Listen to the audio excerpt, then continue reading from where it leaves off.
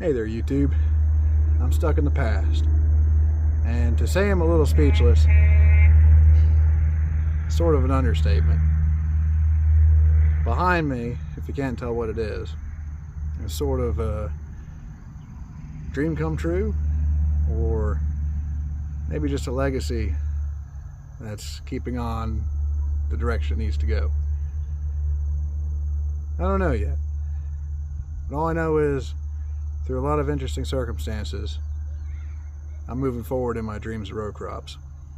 And I've got a lot of people to thank about that. Mostly my friends. They helped me and they know who they are. Got me home with it. Worked me through the whole hauling portion, which was, to say the least, a little stressful. And to just get it running, because it had sat for 2 years.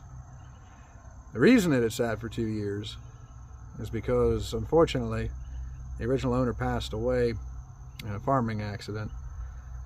He had a 504 turn on top of him and he didn't make it.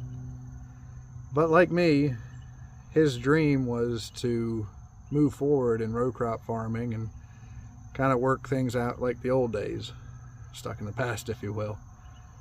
He always called it a pipe dream. The thing is, those dreams can come true. For him, they were working, and this machine behind me was the cornerstone to what he was trying to do. So let me give you a little tour. So what we have before us is a 1970 Massey Ferguson 300. Not the biggest combine on the block, but one that's certainly worth its weight in gold in my opinion.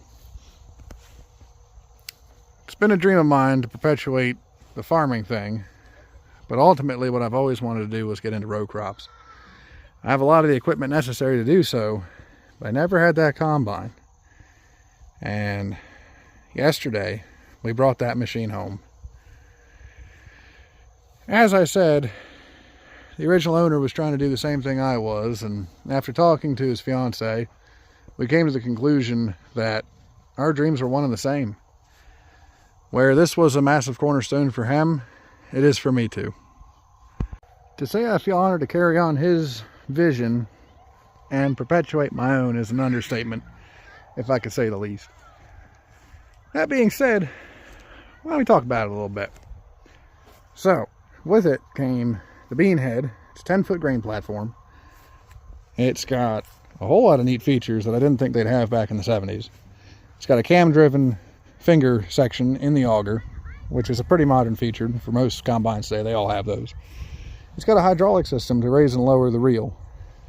It's almost as much of a modern machine as it could be for being as old as it is. With it too came a 3-row, and you heard me right, it's a bit of an oddball, a 3-row Massey Ferguson corn head, set up in the narrow row fashion, so 30-inch rows. This is going to make planting corn a little bit tricky because I've got a 4-row and it's set up for wide rows, so we're going to have to set that planter up to accept this head a little bit.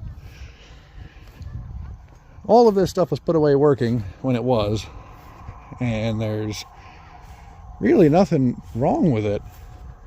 It's really in just about perfect condition. I even ran a little bit of really weedy beans that was at the end of the property when we first got it home, because my friends who helped me bring it home just couldn't wait. And I honestly couldn't stop myself either. And we produced that much out of half a pass. Some more of the features we're going to find out are pretty cool too once we hop in the cab. So in the cab, you've got power steering. Incredible. And a whole manner of interesting controls.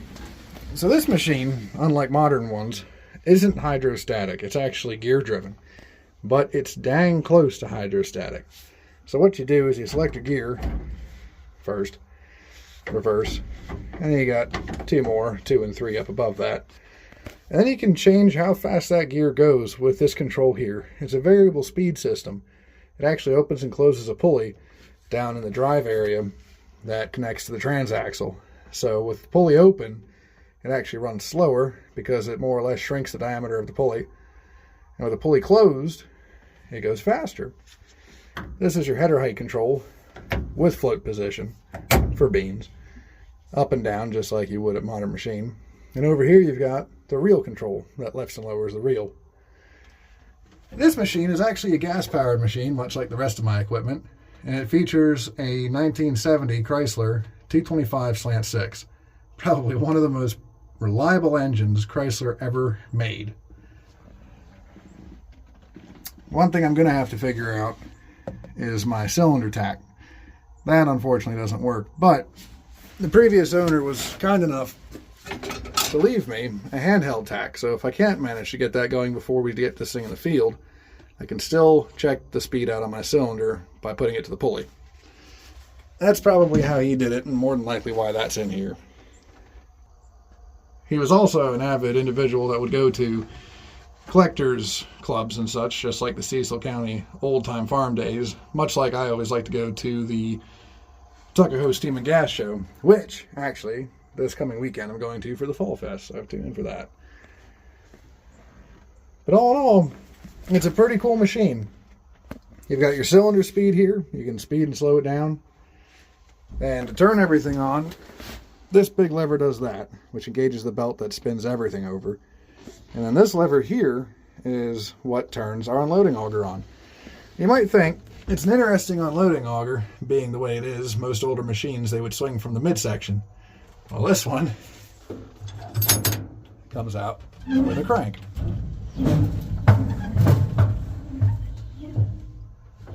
And just like that, you can get your auger in and out.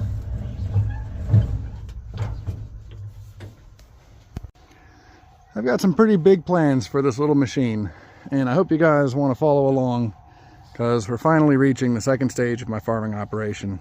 We're getting into row crops. Tune in for all of that, because it's going to be one heck of an adventure.